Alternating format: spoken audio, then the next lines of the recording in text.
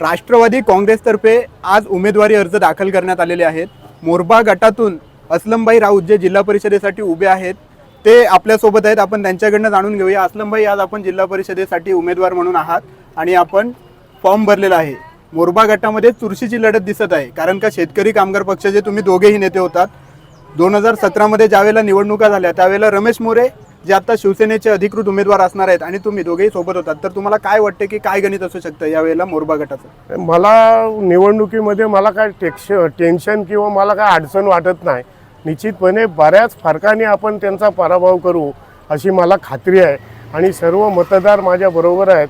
आणि हे वेळोवेळी 2-4 वेळा पक्ष बदल केल्यामुळे लोकांमध्ये फार नाराजी आहे आणि त्याचा फायदा निश्चितपणे मला होईल अशी मला खात्री आहे। आज मोठ्या प्रमाणामध्ये राष्ट्रवादी काँग्रेसतर्फे शक्ती प्रदर्शन करण्यात आलं, तर या शक्ती प्रदर्शनाबाबत आपण काय सांगाल? नाही, सगळ्या लोकांना, मतदारांना ज्याप्रमाणे आपण निमंत्रित केले तर बहुसंख्य लोक आणि मतदार हे आमच्या मतदारसंघातून आम्हाला पाठिंबा देण्यासाठी आणि उमेदवारी अर्ज भरण्यासाठी या ठिकाणी आले होते।